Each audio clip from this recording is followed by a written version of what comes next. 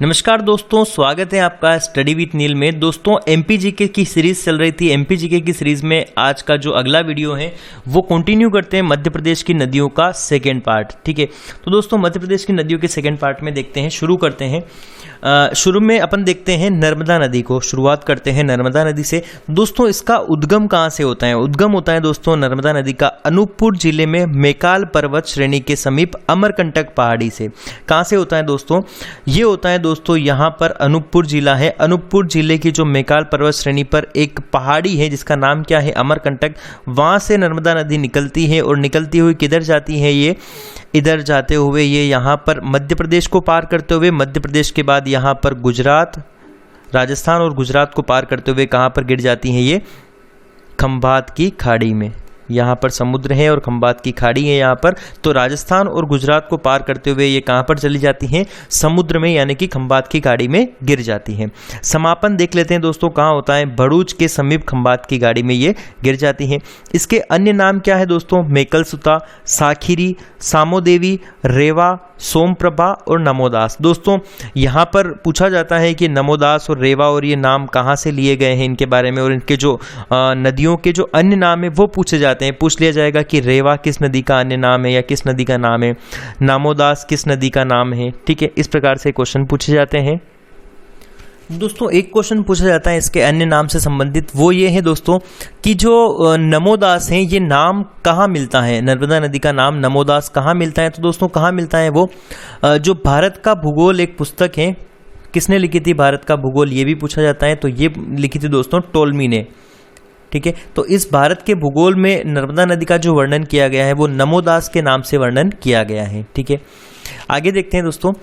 नर्मदा नदी जो है दोस्तों वो भ्रंश घाटी से प्रवाहित होने के कारण, भ्रंश घाटी में प्रवाहित होने के कारण, भ्रंश घाटी का मतलब होता है दोस्तों कि दोनों तरफ तो क्या है, बड़े बड़े पहाड़ हैं और उसके बीच में जो गेप होता है ना, वहां से प्रवाहित होती है। तो इस कारण ऐसी घाटी को क्या कहा जाता है? भ्रंश घाटी कहा जाता है। तो भ्रंश घाटी से प्रवाहित होने के कारण नर्मदा नदी में अवसादों का अभाव पाया जाता है, क्योंकि दोनों तरफ तो क्या है, चट्टाने हैं और नीचे भी पत्थर और बड़ी बड़ी चट्टाने पाई जाती हैं, तो अवसाद नहीं मिल पाते हैं, अवसादों का अभाव होता है, जिससे मुहाने पर ये एस्चुरी का निर्माण करती हैं। 27 किलोमीटर लंबी क्या करती है? एस्चुरी का निर्माण करती है। दोस्तों आपको बता दें कि नर्मदा नदी और साथ ही ताप्ती नदी, मध्य प्रदेश की ये दोनों नदियां क्या बनाती हैं?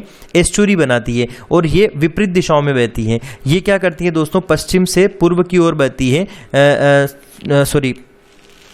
पूर्व से पश्चिम की ओर। यहाँ पर इधर ईस्ट हो जाएगा, तो पूर्व से पश्चिम की ओर बहती है, लेकिन बाकी जो सारी नदियां हैं वो पश्चिम से पूर्व की ओर बहती हैं। ठीक है, तो ये दोस्तों नदियां क्या है? विपरीत दिशाओं में बहती है और ये एस्चुरी का निर्माण करती है। ये आपको ध्यान रखना है, दो नदियां हैं, नर्मदा और ताप्ती। आगे देखते हैं दोस्तों, अरब सागर में गिरने वाली प्रायद्वीपीय भारत की सबसे लंबी नदी है। दोस्तों जो प्रायद्वीपीय भारत है वहाँ की सबसे लंबी नदी है, लेकिन हिमालयी भारत में तो दोस्तों बहुत सारी नदियां हैं जो लंबी हैं, लेकिन प्रायद्वीपीय भारत की सबसे लंबी नदी है। अगर इस नदी की दोस्तों लंबाई की बात करी जाए, नर्मदा नदी की अगर लंबाई की बात करी जाए, वो है दोस्तों 1312 किलोमीटर। लेकिन अगर मध्य प्रदेश में बात की जाए तो मध्य प्रदेश में इसकी लंबाई कितनी है दोस्तों? 1077 किलोमीटर इस नदी की लंबाई है। अगर दोस्तों बात करी जाए कि भारत की सबसे लंबी नदी कौन सी है, तो सबसे लंबी नदी कौन सी हो जाएगी? गंगा नदी हो जाएगी, जिसकी लंबाई कितनी हो जाएगी? 2525 किलोमीटर। ये भारत की सबसे लंबी नदी है। इसके बाद दोस्तों गोदावरी 1465, कृष्णा नदी लंबी है, फिर यमुना नदी, और उसके बाद अगर बात की जाए कि नर्मदा नदी भारत की कितने नंबर की सबसे लंबी नदी है, तो नर्मदा नदी भारत की 5वीं सबसे लंबी नदी है। अगर पूरे भारत की बात की जाए तो 5वीं सबसे लंबी नदी है। क्लियर है? आगे देखते हैं दोस्तों, नर्मदा नदी को भारत की हृदय रेखा कहा जाता है, मध्य प्रदेश की जीवन रेखा। हृदय रेखा इस कारण क्योंकि ये मध्य प्रदेश के भारत के बीचों बीच में बहती है, इस कारण इसे क्या कहा जाता है? मध्य प्रदेश, भारत की हृदय रेखा। मध्य प्रदेश की जीवन रेखा कहा जाता है। दोस्तों 2017 में प्रदेश की ये पहली नदी है जिसे 2017 में जीवित नदी का दर्जा दिया गया है। क्लियर है? आगे देखते हैं दोस्तों, नर्मदा नदी की सर्वाधिक सहायक नदियां, मतलब सबसे अधिक सहायक नदियां किसकी है? नर्मदा नदी की है। और कितनी नदियां इसकी सहायक नदियां हैं? तो 41 नदियां इसकी क्या है? सहायक नदियां हैं। क्लियर है। आगे दोस्तों इसमें क्या है, बाईं ओर से 22 नदियां इसमें मिलती हैं आकर, दाईं ओर से 19 नदियां आकर मिलती हैं। इसकी जो प्रमुख सहायक नदियां हैं वो कौन कौन सी हैं? बरनार, बंजर, हिरण, हथनी, शेर, शक्कर, दूधी, देनवा और तवा। ये सारी नदियां क्या है दोस्तों? इस नदी की सहायक नदियां हैं। क्लियर है। आगे देखते हैं दोस्तों, नमामि देवी नर्मदे यात्रा, इसके बारे में पूछा जाता है। नमामि देवी नर्मदे यात्रा 11 दिसंबर 2016 को शुरू की गई थी और 15 मई 2017 को समाप्त हुई थी। क्लियर है। नमामि देवी नर्मदे यात्रा के बारे में आपको ध्यान रखना है कि ये 11 दिसंबर 2016 से शुरू हुई थी और 15 मई 2017 को खत्म हो गई थी। ठीक है।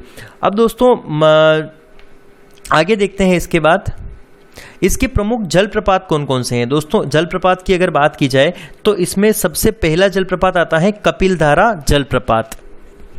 नेक्स्ट आएगा दोस्तों दुग्धधारा जलप्रपात, धुआंधार जलप्रपात, मांधाता जलप्रपात, दर्दी जलप्रपात और सहस्त्रधारा जलप्रपात। ठीक है। तो ये दोस्तों ये प्रमुख जलप्रपात हैं जो नर्मदा नदी पर हैं। अगला देखते हैं दोस्तों, अगली जो नदी है अपने पास वो कौन सी है? तवा नदी। अब दोस्तों इसका उद्गम कहाँ से होता है? इसका उद्गम होता है दोस्तों होशंगाबाद जिले की महादेव पर्वत श्रेणी की कालीभीत पहाड़ियों से। यानी कि यहाँ पर होशंगाबाद जिले की जो महादेव पर्वत श्रेणी है उसकी कालीभीत पहाड़ी से उद्गम होता है और ये फिर कहाँ मिल जाती है? नर्मदा नदी में आकर ये मिल जाती है। इसका समापन दोस्तों बांद्रा मान के समीप नर्मदा नदी में ये मिल जाती है। इसके अन्य नाम क्या है नदी के? तो देनवा नदी, मालिनी नदी या फिर सुक्तवा नदी भी इसे कहा जाता है। इस नदी पर जो जलप्रपात है वो दोस्तों पंचमढ़ी के अंदर, जो मध्य प्रदेश का एकमात्र हिल स्टेशन है पचमढ़ी, वहां पर इसके जलप्रपात हैं डचेस फॉल, अप्सरा फॉल, बी फॉल, जमुना और रजत फॉल मतलब सिल्वर फॉल। ये जो क्या है तवा नदी के ऊपर प्रमुख जलप्रपात हैं। अगली नदी देखते हैं दोस्तों ताप्ती नदी। तो दोस्तों ताप्ती नदी का जो उद्गम होता है वो कहां से होता है? उद्गम बैतूल जिले की सतपुड़ा पर्वत श्रेणी की काली सिंध पहाड़ी की मुल्ताई चोटी से होता है। दोस्तों यहां पर आपको ध्यान रखना पड़ेगा कि जो नदी है ताप्ती नदी, इसका उद्गम कहां से होता है? जो बैतूल जिले की, यहाँ पर अगर नक्शे में देखो तो इस जगह पर बैतूल जिला है। यहाँ पर सतपुड़ा श्रेणी की काली सिंध पहाड़ी की चोटी कौन सी है? मुल्ताई। ठीक है। बैतूल के मुल्ताई नामक स्थान से इसका उद्गम होता है और ये दोस्तों ब्रंश घाटी में बहती हुई, ये जो मैंने बताया था कि नर्मदा और ताप्ती दो नदियां ऐसी हैं जो विपरीत दिशाओं में, बाकी नदियों की विपरीत दिशाओं में, मतलब ये हो गई ताप्ती नदी और ये हो गई नर्मदा नदी। तो ये दोस्तों कहां से? पूर्व से पश्चिम की ओर बहती है, मतलब ये विपरीत दिशाओं में बहती है और दोनों नदियां क्या करती हैं? दोनों नदियां दोस्तों एस्चुरी बनाती हैं। ठीक है। ब्रंश घाटी में ये भी, नर्मदा नदी भी ब्रंश घाटी में बहती है, ताप्ती नदी भी ब्रंश घाटी में बहती है, लेकिन ये दोनों नदियां क्या है? एस्चुरी बनाती हैं। बाकी नदियां क्या बनाती हैं? डेल्टा बनाती हैं, लेकिन ये नदियां क्या करती हैं? एस्चुरी बनाती हैं। ठीक है। और ये बनाती हुई ये मध्य प्रदेश, फिर यहाँ से होते हुए कहाँ गिर जाती हैं? ये समुद्र में खंबात की खाड़ी में जाकर गिर जाती हैं। ठीक है। इसके अन्य नाम क्या है? सूर्य की पुत्री, सूरसुता या फिर पयोशनी इसके प्रमुख नाम हैं। आगे देखते हैं दोस्तों, अगर वैनगंगा नदी की बात करी जाए तो वैनगंगा नदी का उद्गम कहाँ से होता है? सिवनी जिले में स्थित परसवाड़ा पठार से 12 किलोमीटर दूर रजोला ताल से, मतलब एक झील है, एक तरह से तालाब है, वहां से इसका उद्गम होता है। दोस्तों अगर इस नदी के बारे में देखा जाए तो ये यहाँ पर दोस्तों सिवनी है और यहाँ से वैनगंगा नदी निकलती है, ये अर्धचंद्राकार रूप से बहती है। ठीक है। यहाँ पर दोस्तों अगर वर्धा नदी है, ये बैतूल है, यहाँ पर थोड़ा सा देखने वाली बात है, ये बैतूल है ये वाला डॉट, और ये सिवनी है। तो दोस्तों बैतूल से निकलती है वर्धा नदी और यहाँ सिवनी से निकलती है वैनगंगा नदी। दोस्तों ये जो नदी आगे बहती है तो ये वर्धा नदी आकर जो महाराष्ट्र में या मध्य प्रदेश के नीचे कौन सा राज्य आ गया? महाराष्ट्र में एक भंडारा जिला है, वहाँ पर आकर ये दोनों नदियाँ मिलती हैं, यानी कि जो वर्धा नदी है वो वैनगंगा नदी में आकर मिलती है और इनका जो संगम होता है इसे क्या कहा जाता है? प्राणहिता। इनके संगम को क्या कहा जाता है? प्राणहिता। और ये फिर नदी आगे जाकर कहाँ मिल जाती है? ये नदी आगे जाकर फिर गोदावरी नदी में मिल जाती है। क्लियर है। तो ये गोदावरी नदी में मिल जाती है। इस प्रकार से इन दोनों नदियों का उद्गम होता है और समापन होता है। अब समापन की देख लेते हैं। इसमें भंडारा जिले में प्रवेश करने के बाद वर्धा नदी आकर मिलती है। क्लियर है। तब इन दोनों के संगम को प्राणहिता कहा जाता है। अंत में गोदावरी नदी में मिल जाती हैं। इस नदी के अन्य नाम क्या है दोस्तों? अन्य नाम है बेवा, दीदी, वैन्या या फिर और बेना, इसके अन्य नाम हैं।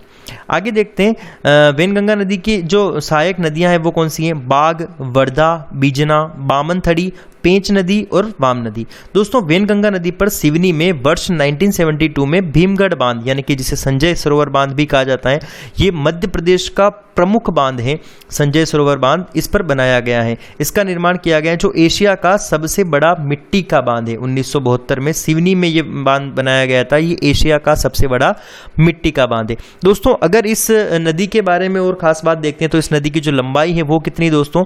570 किलोमीटर इस नदी की प्रमुख लंबाई है। इसके अलावा दोस्तों इसे सिवनी की जीवन रेखा भी कहा जाता है। इस बांध के कारण इसे सिवनी की जीवन रेखा भी कहा जाता है। क्लियर है? अगली नदी देखते हैं दोस्तों एक बार, वर्धा नदी। दोस्तों वर्धा नदी एक छोटी सी नदी है। इसका उद्गम कहाँ से होता है? बैतूल जिले के मुल्ताई के वर्धन शिखर से होता है। यहाँ पर अभी अपन ने देखा था ये वर्धा नदी बैतूल जिले में जो आगे जाकर कहाँ मिलती है? वेनगंगा नदी में मिल जाएगी और इन दोनों के संगम को प्राणहिता कहेंगे और फिर ये आगे जाकर गोदावरी में मिल जाएगी प्राणहिता। इसका समापन होता है महाराष्ट्र में प्रवेश कर वेनगंगा नदी में ये मिल जाती है। ठीक है, और वेनगंगा नदी प्राणहिता कहलाकर आगे कहाँ मिल जाती है? गोदावरी नदी में मिल जाती है। इस नदी की जो दोस्तों इसमें यह पूछा जाता है कि जो नदी है उसकी लंबाई कितनी है, तो इस नदी की जो लंबाई है वर्धा नदी की वो कितनी है? 525 किलोमीटर इस नदी की लंबाई है। लेकिन आपको ध्यान रखना है जो वेनगंगा नदी है उसकी लंबाई 570 किलोमीटर है। क्लियर है? इसकी जो सहायक नदियां भी हैं वेना और इराई, ये इसकी जाम इसकी सहायक नदियां हैं। आगे देखते हैं दोस्तों पेंच नदी। पेंच नदी का उद्गम कहाँ से होता है? छिंदवाड़ा जिले की सतपुड़ा पर्वत श्रेणी के दक्षिण पठार से होता है। पेंच नदी जो यहाँ पर है छिंदवाड़ा जिला, इसकी सतपुड़ा पर्वत श्रेणी के दक्षिण पठार से इसका उद्गम होता है दोस्तों। ठीक है, और ये दोस्तों समापन का होता है नागपुर के समीप में कानन नदी में मिल जाती है। नागपुर के समीप एक कानन नदी आती है जो मध्य प्रदेश से ही निकलती है, उसमें जाकर ये मिल जाती है कानन नदी के अंदर। अगर दोस्तों पेंच नदी के बारे में बात करें तो पेंच नदी जो है पेंच राष्ट्रीय उद्यान से प्रवाहित होती है। पेंच राष्ट्रीय उद्यान से ही प्रवाहित होती है। और दोस्तों इसके अलावा ये महाराष्ट्र और थोड़ी सी ये जो पेंच राष्ट्रीय उद्यान वाली जो सीमा है महाराष्ट्र और छिंदवाड़ा और सिवनी जिले की ये सीमा बनाती है। ठीक है, आगे देखते हैं दोस्तों अगर इस नदी के बारे में, तो ये महाराष्ट्र की सीमा का निर्माण भी करती है। ठीक है, और इस लंबाई छोटी सी नदी है, इसकी लंबाई क्या है? 274 किलोमीटर है। इस नदी की लंबाई कितनी है? 276 किलोमीटर है। लेकिन इसकी जो कुल हिस्सा है लंबाई का, उसमें से ये 206 किलोमीटर तो केवल मध्य प्रदेश में प्रवाहित होती है। आगे की नदी देखते हैं दोस्तों। अगला दोस्तों नदियों को यही समाप्त करते हैं अपन। वीडियो अगर अच्छा लगा हो तो वीडियो को लाइक करिए। और दोस्तों आगे अपन कंटिन्यू जो भी मध्य प्रदेश के वीडियो बाकी रहे हैं उनको अपन धीरे धीरे करके कंटिन्यू पूरा करेंगे। तो चैनल को सब्सक्राइब करिए और बेल आइकन दबाइए ताकि नई वीडियो जब भी आए उसकी नोटिफिकेशन आपको मिल जाए। Bye bye.